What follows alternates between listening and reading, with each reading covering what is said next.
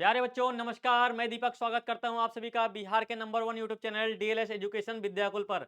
साथियों, आप सभी के लिए आज की क्लास बहुत इंपॉर्टेंट होने वाली है, क्योंकि आज मैं आपको पढ़ाऊंगा सामाजिक विज्ञान में सबसे इंपॉर्टेंट चैप्टर, यानी कि सामाजिक विज्ञान में जो अर्थशास्त्र है ना आपका। आप कई दिन से ये मांग कर रहे थे कि सर जो है अर्थशास्त्र का चैप्टर शुरू कर दीजिए, पहला चैप्टर शुरू कर दीजिए ना। तो आज आपकी मांग पर, आपकी फरमाइश पर यहाँ पर मैं आपके लिए लेकर आया हूँ अर्थव्यवस्था और इसके विकास का इतिहास, यानी कि अर्थशास्त्र का पहला चैप्टर। आई होप आपको ये चैप्टर बहुत पसंद आएगा। इस चैप्टर को लेकर ना आप लोग में एक मिथ्या है कि इसको रटना पड़ता है, अर्थशास्त्र को रटना पड़ता है, किंतु साथियों आपको मैं एक वादा करता हूं कि क्लास के अंत के बाद यहाँ पर जो भी चीजें हैं, मतलब अर्थशास्त्र के आपके पहले टॉपिक से ना, इसको आपको रटना बिल्कुल नहीं पड़ेगा। तो आइए हम लोग सेशन की शुरुआत करते हैं। तो आप सभी को सबसे पहले तो जानना चाहिए कि अर्थशास्त्र होता क्या है, यानी कि अर्थशास्त्र का अर्थ क्या होता है। तो अर्थशास्त्र का मतलब होता है कि किसी भी देश के द्वारा अपनाई जाने वाली ऐसी व्यवस्था जिसके द्वारा धन का लेन देन होता रहे, वही क्या कहलाता है, अर्थशास्त्र कहलाता है।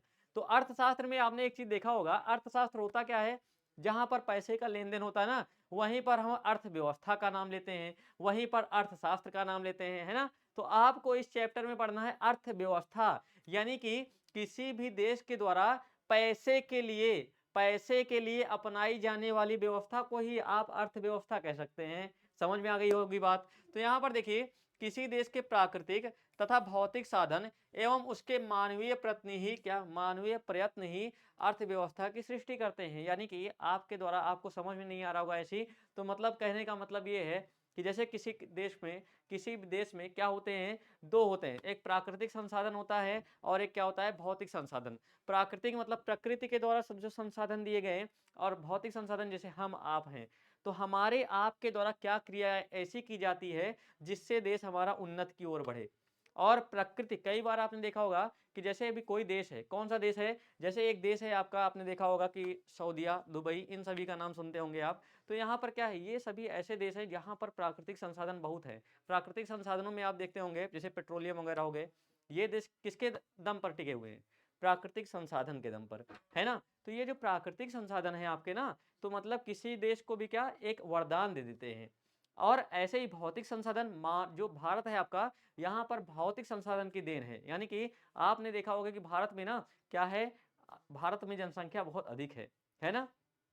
तो ये दोनों मिलाकर किसी देश के विकास में जो कार्य करते हैं, यह कार्य किसके अंतर्गत आता है, यह आता है अर्थव्यवस्था के अंतर्गत आता है। तो देखिए, अर्थव्यवस्था से हमारा अभिप्राय एक देश या क्षेत्र विशेष की उस व्यवस्था से है जिसके अंतर्गत मनुष्य की आवश्यकताओं की संतुष्टि से संबंधित उसके सभी आर्थिक क्रियाकलापों का क्या संपादन होता रहे। यानी कि जब एक व्यक्ति होता है, जैसे आप हो, आपका सीधा सा एक लक्ष्य होना चाहिए। आपका एक सीधा सा लक्ष्य होता है कि हम कैसे भी कर मतलब अपने धनोपार्जन करते रहें, अपने परिवार का भरण पोषण करते रहें, है ना। तो सीधी सी बात है कि एक देश के लिए भी एक कुछ लक्ष्य होता होगा कि उसके देश के नागरिक जो हैं हमेशा क्या हो, खुशहाली का जीवन बिताएं। यह सिर्फ और सिर्फ कैसे होता है, यह होता है उस देश की अर्थव्यवस्था से। मतलब उस देश की अर्थव्यवस्था कैसी है। तो किसी देश की अर्थव्यवस्था से आप अर्थ इतना समझ सकते हो कि वह देश कैसे चल रहा है। किसी भी देश की चलने की गति का मतलब है कि वह किस हिसाब से प्रगति की ओर बढ़ रहा है, इसी को आप कह सकते हो कि यह अर्थव्यवस्था है। तो देखिए, देश, राज्य, शहर या गांव में देखते हैं, आप लोग अपने देश, राज्य, शहर, गांव में देखते हैं कि लोग कई प्रकार की आर्थिक क्रियाओं में संलग्न हैं। आर्थिक क्रियाओं का मतलब जहां से वो क्या पैसे की प्राप्ति करते हैं। किसान, खेत कारखाने में काम करने वाले मजदूर, कारीगर, शिक्षक, डॉक्टर, इंजीनियर, दुकानदार आदि समाज के विभिन्न वर्ग हैं जो क्या करते हैं, जो कि लगातार जो है अर्थव्यवस्था के क्षेत्र में अपना योगदान देते रहते हैं, देश के विकास में अपना योगदान देते रहते हैं, अपने भरण पोषण के लिए इंतजाम करते रहते हैं। आपको पता है कि आदिकाल में मनुष्य कैसा था, स्वावलंबी था। मतलब स्वावलंबी मतलब कि सिर्फ और सिर्फ अपने ऊपर डिपेंड था, है ना। अगर जैसे आदिकाल के समय में आपने देखा होगा, आदि मानव के समय में क्या किसी के ऊपर व्यक्ति निर्भर था, निर्भर नहीं था। कहने का मतलब ये है, अगर मैं खुद से स्वयं जाकर शिकार करूंगा तभी मुझे खाना मिल पाएगा, कोई लाकर मुझे खाना देने वाला नहीं था।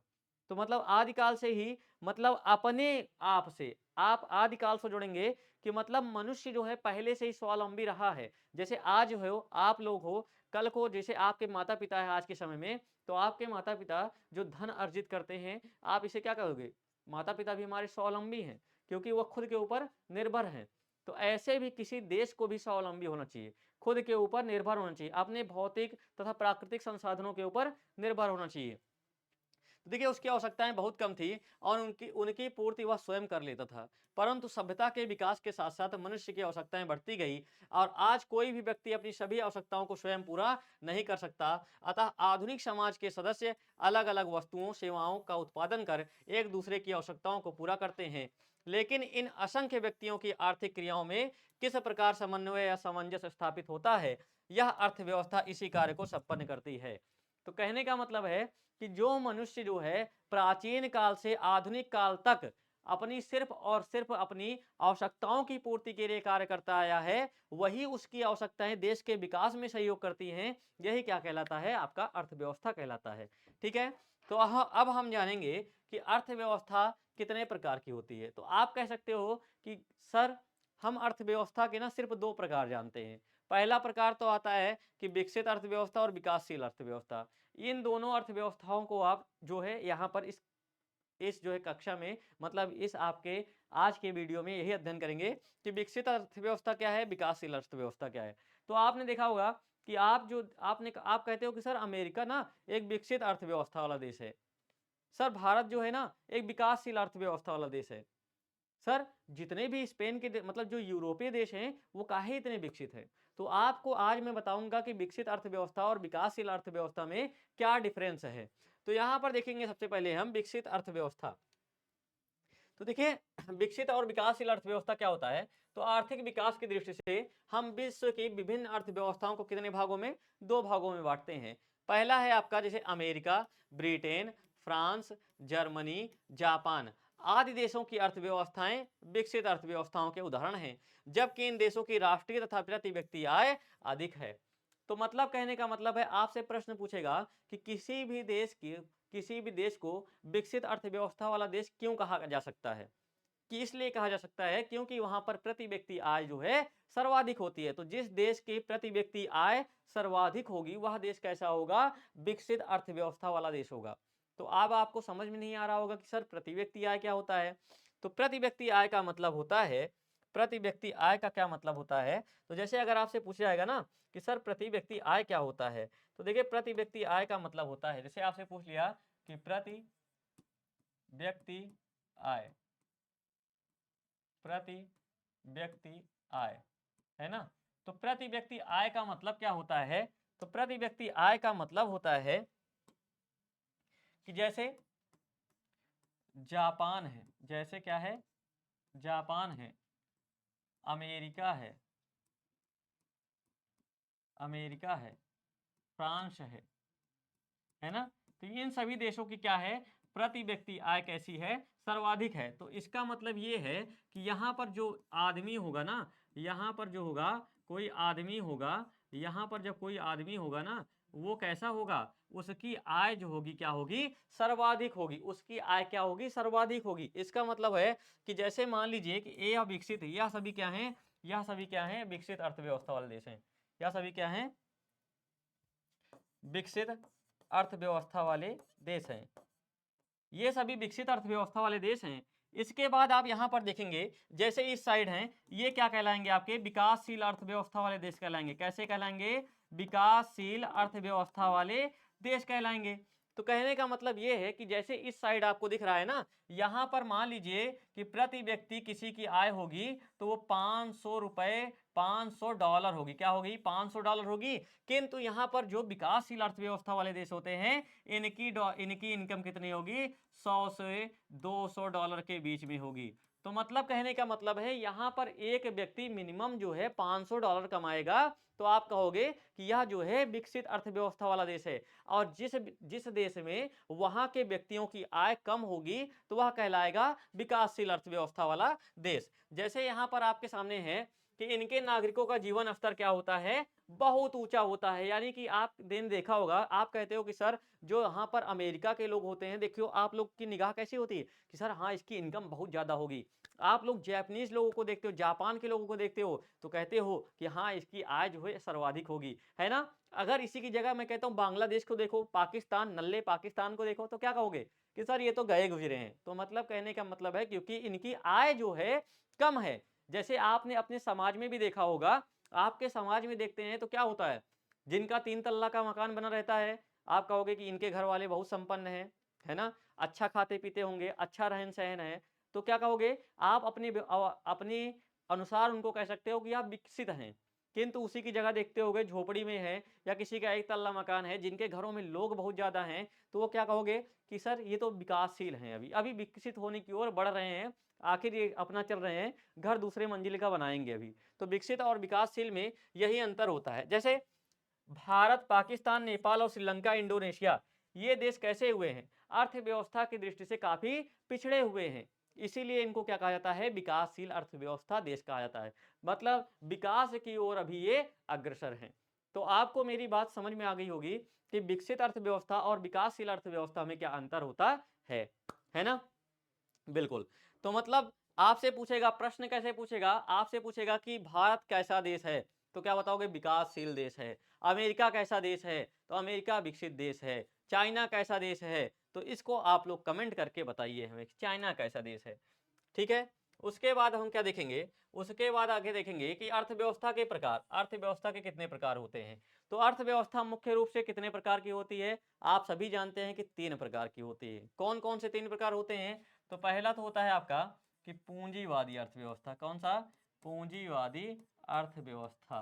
कैसा, पूंजीवादी अर्थव्यवस्था वाला देश। ठीक है, पूंजीवादी अर्थव्यवस्था वाला देश होता है। दूसरा कौन सा होता है, समाजवादी अर्थव्यवस्था। दूसरा होता है आपका समाजवादी, समाजवादी अर्थव्यवस्था वाला देश। ठीक है। और तीसरा क्या होता है आपका, मिश्रित अर्थव्यवस्था वाला देश।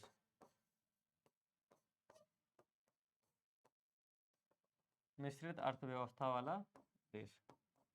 ये 3 प्रकार की आपकी अर्थव्यवस्थाएं होती हैं। यानी कि जो आप कहोगे कि विश्व में जितने भी देश हैं, विश्व में जो 207 से अधिक देश हैं ना पूरे विश्व में, तो ये पूरे विश्व जो है इन्हीं 3 प्रकार की अर्थव्यवस्थाओं को अपनाते हैं। इनके अलावा कोई भी अर्थव्यवस्था आप नहीं कह सकते हो। एक होती है आपकी पूंजीवादी अर्थव्यवस्था, दूसरी होती है समाजवादी, और तीसरी होती है आपकी मिश्रित अर्थव्यवस्था। ठीक है। तो पूंजीवादी, समाजवादी और मिश्रित अर्थव्यवस्था। तो सबसे पहले हम आज जानेंगे पूंजीवादी अर्थव्यवस्था क्या होती है। पूंजीवादी अर्थव्यवस्था क्या होती है, तो देखिए पूंजीवादी अर्थव्यवस्था आर्थिक व्यवस्था का वह रूप है जिसमें संपत्ति एवं उत्पादन के साधनों पर किसी व्यक्ति या निजी संस्था का अधिकार रहता है। यानी कि आप इसको कैसे समझेंगे, पूंजीवादी अर्थव्यवस्था क्या होती है। तो देखिए कहने का मतलब ये है कि जैसे मान लीजिए कि आपके सामने, मतलब आपको अभी मान लीजिए कि भारत में सिर्फ और सिर्फ एक अधिकार हो कि जिस व्यक्ति को चाहिए वहीं पर क्या करे, मतलब पूरी तरीके से सरकार का कोई हस्तक्षेप ही नहीं रहेगा। मतलब अगर कोई आपको कारखाना, कोई रोजगार, कोई भी कंपनी लगानी है तो आप स्वतंत्र हैं, वहां पर सरकार कुछ करेगी ही नहीं। मतलब सिर्फ और सिर्फ क्या होगी, पूरी बागडोर जो है किसके हाथ में रहेगी, तो वो रहेगा पूंजीपतियों के हाथ में। जिसको कंपनी की स्थापना करनी है उसके हाथ में रहेगी। मतलब वही सर्वे सर्वा होगा, वही करता होगा। तो वो क्या होगा, पूंजीवादी अर्थव्यवस्था वाला देश होगा। जैसे अभी नहीं समझ में आया होगा, तो जैसे आप समझ लीजिए कि जैसे मान लीजिए कि ये रहा आपका, ये रहा चीन। चीन, तो चीन में ऐसी योजना है ना, तो जैसे चीन है, मान लीजिए चीन को ना लीजिए, अमेरिका को लीजिए, चीन नहीं अमेरिका। ठीक है, अमेरिका एक देश है। तो अमेरिका में कहा गया है कि यहाँ पर देखिए अलग अलग राज्यों की अपनी अलग अलग क्या है, अलग एक राज्य ना यहाँ पर एक देश के बराबर होता है अमेरिका में। तो यहाँ पर समझिएगा इसको कि जैसे यहाँ पर अमेरिका में कहा गया है जो पूंजीपति होगा ना, पूंजीपति होगा, जो पूंजीपति होगा वही जाकर क्या करेगा, कंपनी की स्थापना करेगा। ठीक है। तो अमेरिका में विकास की जो जिम्मेदारी है वो किसके हाथ में है, किसके हाथ में है, पूंजीपतियों के। पूरी की पूरी बागडोर किसके हाथ में दे दी गई है, पूंजीपतियों के हाथ में दे दी गई है। तो इसीलिए क्या कहोगे, इसे आप पूंजीवादी अर्थव्यवस्था कहोगे। ठीक है। तो देखिए इस प्रकार की अर्थव्यवस्था लाभ के उद्देश्य से संचालित होती है। इसमें राज्य या सरकार व्यक्ति के आर्थिक क्रियाकलाप में किसी प्रकार का हस्तक्षेप नहीं करती। यानी कि आपको लाभ होता है, आपको हानि होती है, आपको जो भी करना है आप करिए, सरकार कोई हस्तक्षेप नहीं करती है। कहाँ पर? पूंजीवादी अर्थव्यवस्था में। उसके बाद इस प्रकार की अर्थव्यवस्था को स्वतंत्र अर्थव्यवस्था भी कहते हैं। विश्व के अधिकांश विकसित देशों ने पूंजीवादी अर्थव्यवस्था को ही अपनाया है। और जैसे ब्रिटेन, अमेरिका, जापान, कनाडा आदि पूंजीवादी अर्थव्यवस्थाओं के उदाहरण हैं। आप कहोगे गुरुजी जितने भी विकसित देश है ना, उन्होंने क्या पूंजीवादी अर्थव्यवस्था को अपनाया है? बिल्कुल। जितने भी आपको विकसित देश मिलेंगे, उन्होंने पूंजीवादी अर्थव्यवस्था को ही अपनाया है। क्योंकि पूंजीवादी अर्थव्यवस्था में क्या होता है, जैसे मान लीजिए कि आप एक व्यक्ति हो, अगर सरकार का कोई नियंत्रण आपके ऊपर ना हो, आपका जो मन कहेगा रोजगार लगाओगे, है ना? तो सीधा सा मतलब है कि आपके ऊपर सरकार का कोई नियंत्रण नहीं है। आप जब लगाओगे, पैसा कमाओगे, आपका रोजगार बढ़ेगा तो आप लोगों को अपने यहाँ काम पर रखोगे। उससे क्या होगा? आपका देश भी विकसित होगा, है ना? तो ये होती है आपकी पूंजीवादी अर्थव्यवस्था। उसके बाद जो है, इसके बाद समाजवादी अर्थव्यवस्था आता है। तो समाजवादी अर्थव्यवस्था क्या होता है? समाजवादी अर्थव्यवस्था का मतलब होता है जी जहां पर पूरा नियंत्रण जो होगा, पूरी जनसंख्या पर नियंत्रण किसका होगा? सरकार का होगा। यानी कि सरकार के द्वारा जितनी कंपनियां लगाई जाएंगी, जो भी आपके यहाँ उद्योग लगाए जाएंगे, जो भी व्यवसाय होगा और जो भी विकास होगा, वह सिर्फ और सिर्फ उसकी जिम्मेदारी सरकार की है। मतलब कोई व्यक्ति, जैसे अगर आप हो और समाजवादी अर्थव्यवस्था वाले देश में रह रहे हो, तो आप जो है खुद से कोई रोजगार नहीं लगा सकते हैं, क्योंकि पूरा नियंत्रण किसका होता है? सरकार का। तो समाजवादी का मतलब होता है सरकार। आप इसको समाजवादी को सरकारवादी भी कह सकते हो। ठीक है, समाजवादी को सरकारवादी अर्थव्यवस्था कह सकते हो। समझ में आई बात? देखिए, समाजवाद एक आधुनिक विचारधारा है। पूंजीवादी अर्थव्यवस्था की विसंगतियों के कारण ही समाजवादी अर्थव्यवस्था का क्या हुआ? जन्म हुआ या फिर प्रादुर्भाव हुआ।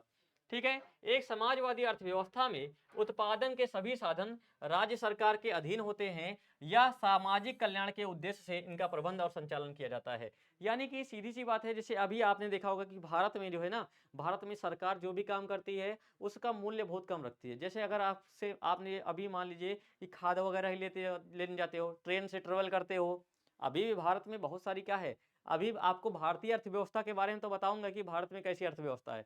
तो ये सब जो सरकार का जिस पर नियंत्रण होता है, तो उसका जो प्रमुख लक्ष्य होता है, अपने लोगों के हितों की रक्षा करना होता है।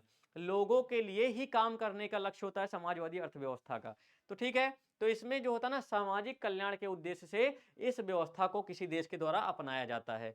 तो ठीक है, तो देखिए आर्थिक न्याय एवं अवसरों की समानता इस व्यवस्था का मूल आधार है। इसमें सरकार का कार्यक्षेत्र बहुत विस्तृत हो जाता है। तो ये किसके अंतर्गत आता है आपका? ये आता है समाजवादी अर्थव्यवस्था के अंतर्गत। तो आप कहोगे कि समाजवादी अर्थव्यवस्था का, सर ये बताइए समाजवादी अर्थव्यवस्था का कोई उदाहरण तो बता दीजिए कि कौन सा देश होगा? तो वही वही क्या? चीन। तो चीन जो है ना, ये क्या है, जो ऐसे आंख आंख जो है अपनी अंदर कर लिया जाता है, आंख अंदर रहती है, ऐसे थोड़ा थोड़ा निगाहों से देखता है, वही चीन क्या है? तो ये चीन जो है आपका समाजवादी अर्थव्यवस्था वाला देश है।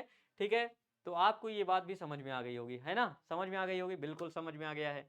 तो देखिए आपके लिए मैंने आपको बताया पूंजीवादी अर्थव्यवस्था वाला देश, दूसरा बताया समाजवादी वाला अर्थव्यवस्था देश।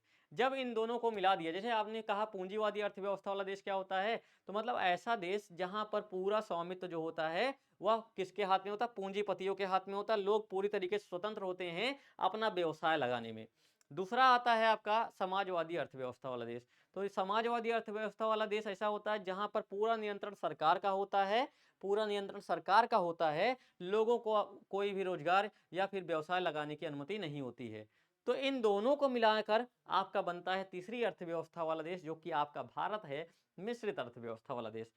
तो मिश्रित अर्थव्यवस्था वाले देश में देखेंगे तो ये है आपका मिश्रित अर्थव्यवस्था वाला देश। ठीक है, तो देखिए मिश्रित अर्थव्यवस्था क्या होता है, जहां पर पूंजीवादी और समाजवादी अर्थव्यवस्था दोनों को मिला दिया जाए, वही होता है आपका मिश्रित अर्थव्यवस्था वाला तो देश। तो देखिए मिश्रित अर्थव्यवस्था की धारणा जो है ना, अपेक्षाकृत एक नवीन धारणा है। एक मिश्रित अर्थव्यवस्था पूंजीवादी एवं समाजवादी अर्थव्यवस्थाओं का मिश्रित रूप होती है। तो इसका मतलब, कहने का मतलब है, इससे आप क्या समझोगे कि दोनों का मिश्रित रूप होती है सर?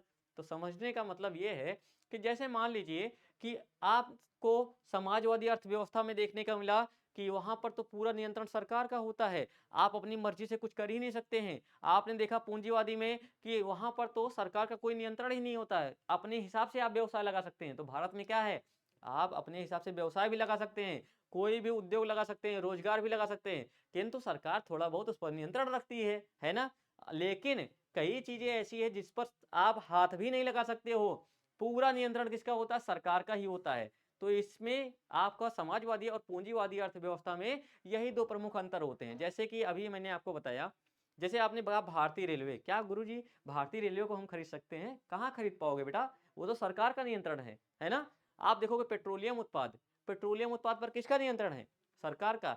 HL BHL ये सब किसका नियंत्रण है, सरकार का। तो आप कह सकते हो कि यस सर बिल्कुल, ये तो भारत में समाजवादी अर्थव्यवस्था, ये तो भारत में समाजवादी अर्थव्यवस्था है। किंतु अगर मैं आपसे कहूं TISCO, Tata steel and iron company, जो ये टिस्को है, टिस्को कैसी कंपनी है, टिस्को टाटा की कंपनी है, टाटा की। तो ये क्या है, 1907 में लगी थी ना जमशेदपुर में। तो ये टिस्को क्या है, टिस्को तो गुरुजी प्राइवेट कंपनी है ना। रिलायंस क्या है, प्राइवेट कंपनी है। तो कैसे है, क्योंकि भारत में पूंजीवादी भी अर्थव्यवस्था वाला देश है, कि मतलब लोगों को पूर्णतया स्वतंत्रता दी गई है कि आप अपने अनुसार रोजगार कर सकते हैं, बस हम थोड़ा सा आपके ऊपर निगरानी रखेंगे। तो कहने का मतलब यह है कि समाजवादी और पूंजीवादी अर्थव्यवस्था क्या होती है, इन दोनों का रूप देखने को मिलता है आपके भारत में। और भारत में कैसी अर्थव्यवस्था है, तो आप कहोगे गुरुजी भारत में मिश्रित अर्थव्यवस्था है। तो ठीक है, तो देखिए इसमें इस प्रकार की अर्थव्यवस्था निजी उद्यम तथा सरकार दोनों के द्वारा संचालित होती है। इसके अंतर्गत अर्थव्यवस्था के कुछ महत्वपूर्ण क्षेत्र सरकार के स्वामित्व और नियंत्रण में रहते हैं। वह स्वयं उत्पादन करती है तथा शेष निजी उद्योगपतियों के हाथ में छोड़ दिया जाता है। ठीक है, तो देखिए आपसे फिर अगला पूछता है कि चलिए ठीक है, आपने अर्थव्यवस्था के देख लिया कितने प्रकार होते हैं, तो आपने समझ लिया समाजवादी, पूंजीवादी और मिश्रित। अब हम आज जानेंगे किसके बारे में, अब हम जानेंगे अर्थव्यवस्था के क्षेत्र के बारे में। आखिर अर्थव्यवस्था के प्रमुखता क्षेत्र कौन कौन से होते हैं। तो अर्थव्यवस्था के मुख्यतः तीन ही क्षेत्र होते हैं, प्राथमिक क्षेत्र, द्वितीय क्षेत्र, तृतीय क्षेत्र। यानी कि इसका मतलब क्या है गुरुजी, तो इसका मतलब ये है कि जैसे मान लीजिए कि भारत में मिश्रित अर्थव्यवस्था है ना। तो देखिए भारत में मिश्रित अर्थव्यवस्था है, ये भारत है मान लीजिए, भारत है तो भारत को बना के बताएंगे ना भाई, भारत है तो भारत को बना के ही दिखाया जाए। तो आप कहोगे कि बिल्कुल सर बना के दिखा दीजिए एक बार। तो देखिए भारत जो है आपका,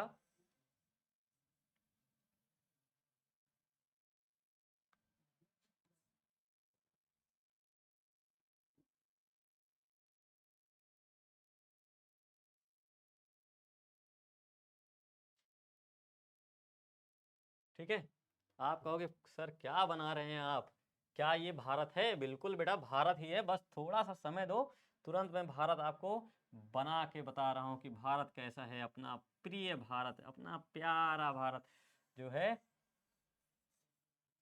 देखिए थोड़ा सा जल्दबाजी में क्या होता है ना, काफ़ी बार गलतियां तो हो ही जाती है आप सभी को, आप सभी जो है इससे बहुत अच्छी तरीके से वाकिफ हैं।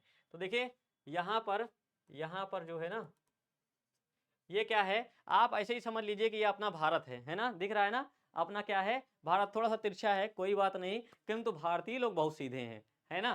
तो देखिए ये भारत का मानचित्र है। तो आप कहोगे कि गुरुजी यहाँ पर इसको बना क्यों रहे हैं आप, तो बनाने का मतलब ये है कि जैसे ये पूरे भारत में उत्तर से दक्षिण, पूरब से पश्चिम, यहाँ पर इसमें जितना भी पैसा अर्निंग होती है, जितने भी पैसे का लेन देन होता है, तो ये कैसे होगा, मतलब किस क्षेत्र से सरकार के पास कितने पैसा आया, किस क्षेत्र से सरकार के पास कितना पैसा है। लोग देखिए, जैसे मान लीजिए कि यहाँ पर है, यहाँ पर पहाड़ी ज़्यादा है, पहाड़ ज़्यादा है ना, तो यहाँ पर लोग रोजगार ज़्यादा करते होंगे, क्या करते होंगे, रोजगार ज़्यादा करते होंगे। इस क्षेत्र में नदियाँ ज़्यादा है तो यहाँ पर खेती ज़्यादा करते होंगे, इस क्षेत्र में ज़्यादा, फिर क्या है, यहाँ पर भी पहाड़ पर्वत हैं तो यहाँ पर क्या है, मुंबई महाराष्ट्र गोवा है ना, तो यहाँ पर क्या करते होंगे, रोजगार करते होंगे। और कई क्षेत्र तो ऐसे हैं जहां पर क्या करते होंगे, सरकारी नौकरी करते होंगे।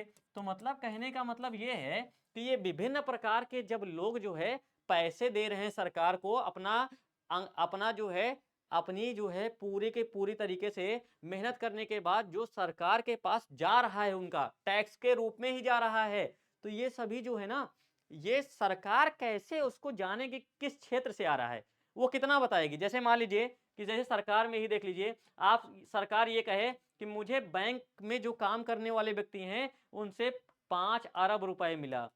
किंतु जो अध्यापक है ना, अध्यापक से हमें 2 अरब मिला।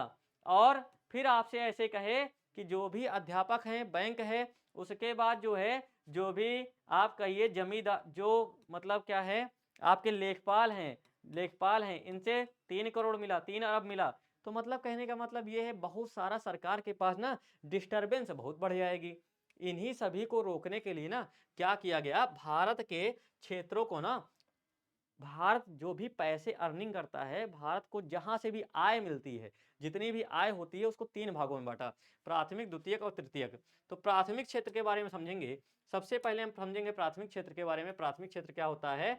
तो प्राथमिक क्षेत्र के अंतर्गत कृषि और इसकी सहायक क्रियाओं को सम्मिलित किया जाता है। कृषि से संबंधित जो भी आप पैसे जो भी कमाओगे, वह सभी भारत सरकार जो है किस में सम्मिलित करेगी? इसको प्राथमिक क्षेत्र में। जैसे पशुपालन, वानिकी, मत्स्य पालन, खनन आदि। यह क्षेत्र मनुष्य का प्राचीनतम व्यवसाय है। मतलब आपसे पूछा जाएगा कि मनुष्य का सबसे प्राचीनतम व्यवसाय क्या है, तो आप बताओगे प्राथमिक क्षेत्र है। अभी यही पूछा गया था 2024 की परीक्षा में, जो बोर्ड की कक्षा 10वीं की परीक्षा हुई ना, यही पूछा गया था। इस क्षेत्र के द्वारा उत्पादित वस्तुएं हमारे जीवन यापन के लिए अनिवार्य होती हैं। और प्राथमिक क्षेत्र फसलों, मांस, मछली, वनोत्पाद, खनन इत्यादि प्राकृतिक उत्पादों का उत्पादन करता है। प्राथमिक क्षेत्र को कृषि क्षेत्र भी कहा जाता है। क्योंकि प्राथमिक क्षेत्र को कृषि क्षेत्र क्यों कहा जाता है? क्योंकि कृषि से संबंधित सारी वस्तुएं जो होती है ना, किस क्षेत्र के अंतर्गत आती हैं? प्राथमिक। इस क्षेत्र के उत्पादकों के मुख्य घटक कृषि कार्यों में संलग्न है। प्राथमिक क्षेत्र उद्योग के लिए भी कच्चे माल की व्यवस्था करता है ना। तो कहने का मतलब है कि सबसे बड़ा क्षेत्र कौन सा है? तो सबसे बड़ा क्षेत्र भी क्या है आपका? सबसे बड़ा क्षेत्र आपका माना जाता है क्या? प्राथमिक क्षेत्र। सबसे बड़ा क्षेत्र क्या माना जाता है?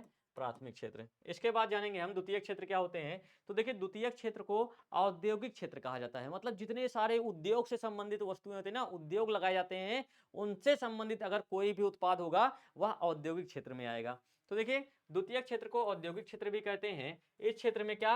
विनिर्माण का मतलब है कि उद्योग के लिए लगाई जाने वाली वस्तुएं। विनिर्माण का मतलब जैसे क्या लगाते हो आप? क्या अगर आपने मान लीजिए कंपनी लगाई, तो कंपनी में मशीनें लगा ना, मशीन वगैरह, तो मशीन वगैरह किस में जाएगी? इसी में। निर्माण, विद्युत, गैस। ये अभी प्रश्न पूछा था कि गैस जो है अभी 2000, बेटा प्रश्न देख लेना, 2024 के बोर्ड एग्जाम में पूछा था कि गैस किस क्षेत्र के अंतर्गत सम्मिलित किया जाता है? द्वितीय क्षेत्र के अंतर्गत। द्वितीय क्षेत्र के अंतर्गत। जलापूर्ति, ये सभी क्या है? द्वितीय क्षेत्र के अंतर्गत है। द्वितीय क्षेत्र के विकसित रहने से प्राथमिक क्षेत्र का भी विकास होता है। इसका मतलब समझे? क्योंकि जो द्वितीय क्षेत्र होता है, इसको सारा कच्चा माल कहां से मिलता है? प्राथमिक क्षेत्र से मिलता है। जब द्वितीय क्षेत्र, जैसे कहते हैं ना, आपका बड़ा भाई अमीर होगा तो आप भी तो अमीर होगे, आपके माता पिता अच्छा पैसा कमाएंगे तो आप भी तो बढ़ोगे। तो यही कहने का मतलब है, जब द्वितीय क्षेत्र अग्रसर होगा, वृद्धि करेगा, तो आपका प्राथमिक क्षेत्र भी वृद्धि करेगा। अब हम जानेंगे किसके बारे में? तृतीय क्षेत्र के बारे में। तृतीय क्षेत्र क्या होते हैं? देखिए, तृतीय क्षेत्र को ना सेवा क्षेत्र भी कहते हैं। क्या? सेवा क्षेत्र भी कहते हैं। इस क्षेत्र में वस्तुओं का नहीं बल्कि सेवाओं का उत्पादन किया जाता है। वस्तुओं का नहीं किया जाता, किसका? सेवाओं का किया जाता है। तो देखिए, इसमें परिवहन, संचार, भंडारण, व्यापार, बैंकिंग और बीमा, सार्वजनिक प्रशासन तथा अन्य सेवाओं को सम्मिलित किया जाता है।